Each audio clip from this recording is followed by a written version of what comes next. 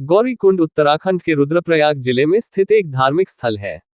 इसका संबंध भगवान शिव की पत्नी माता पार्वती से है, जिनका एक नाम मां गौरी भी है। साथ ही यह केदारनाथ आने वाले भक्तों के लिए मोटर मार्ग का आखिरी पड़ाव है। वह यहीं से भक्तगण केदारनाथ व वासुकी ताल के लिए ट्रैक शुरू करते हैं। गौरीकुंड की धार्मिक मान्यता को देखते हुए जो भी भक्तगण केदारनाथ जाते हैं, वे इस कुंड में स्नान करके ही आगे बढ़ते हैं। गौरीकुंड का मां गौरी से संबंध कैसे है, व इसके पीछे और क्या कथाएं जुड़ी हुई हैं, साथ ही गौरीकुंड कब व कैसे घूमने जाया जाए, इत्यादि सब बातों के बारे में जानकारी आपको इस लेख के माध्यम से मिलेगी। गौरीकुंड का इतिहास। गौरीकुंड के इतिहास से दो कथाएं जुड़ी हुई हैं, जिसमें एक का संबंध माता पार्वती की तपस्या से है तो दूसरे का भगवान गणेश का मस्तक कटने से है। आइए दोनों के बारे में जानते हैं। गौरीकुंड की माता पार्वती से जुड़ी। राजा दक्ष के द्वारा भगवान शिव का अपमान किए जाने के पश्चात माता सती ने यज्ञकुंड की अग्नि में आत्मदाह कर लिया था। इससे क्रुद्ध होकर भगवान शिव ने राजा दक्ष का वध कर दिया था। वो लंबी साधना में चले गए थे। इसके कुछ वर्षों के पश्चात माता सती का हिमालय पुत्री के रूप में पुनर्जन्म हुआ, जिनका नाम माता पार्वती था। माता पार्वती ने भगवान शिव को प्रसन्न करने के उद्देश्य से इसी स्थल पर बैठकर वर्षों तक कठोर तपस्या की थी। इसके बाद ही भगवान शिव माता पार्वती से विवाह करने को तैयार हुए थे।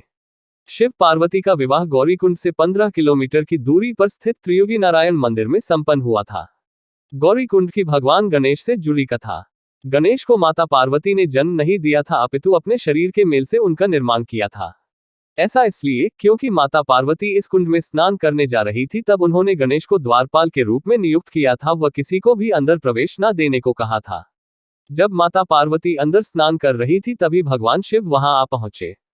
माता पार्वती के आदेश पर गणेश ने भगवान शिव को अंदर जाने से रोक दिया। इससे क्रोधित होकर शिव ने गणेश का मस्तक काटकर धड़ से अलग कर दिया। बाद में माता पार्वती के रुष्ट हो जाने पर भगवान शिव ने एक हाथी के सिर को गणेश के मस्तक पर जोड़कर उसे पुनः जीवन प्रदान किया था। गौरीकुंड कब जाएं? यहाँ आप वर्ष में किसी भी समय जा सकते हैं, लेकिन भक्तगण सर्दियों में यहाँ नहीं आते हैं। ऐसा इसलिए क्योंकि सर्दियों में 6 माह के लिए केदारनाथ धाम के कपाट बंद हो जाते हैं। केदारनाथ धाम के कपाट दिवाली के अगले दिन से बंद हो जाते हैं व फिर मई माह में अक्षय तृतीया के दिन खोले जाते हैं। ऐसे में यदि आप उस समय गौरीकुंड आएंगे तो केदारनाथ नहीं जा पाएंगे। इसलिए मई से अक्टूबर माह के बीच में यहाँ आया जा सकता है। यदि आपको सर्दियों का मौसम पसंद है व बर्फबारी का आनंद उठाना चाहते हैं तो आपको अक्टूबर माह में यहाँ आना चाहिए। हालांकि उस समय यहाँ सर्दियां बहुत अधिक बढ़ जाती हैं। गौरीकुंड कैसे जाएं? इसके लिए आपको सबसे पहले उत्तराखंड के ऋषिकेश, देहरादून या हरिद्वार पहुंचना पड़ेगा। फिर वहां से सोनप्रयाग के लिए स्थानीय बस, टैक्सी या कार लेनी होगी। सोनप्रयाग से 5 किलोमीटर दूर है गौरीकुंड। यहां से आपको शेड जीप में बैठकर गौरीकुंड पहुंचना पड़ेगा। ध्यान रखें, आप सरकारी या निजी वाहन से सोनप्रयाग तक ही आ सकते हैं।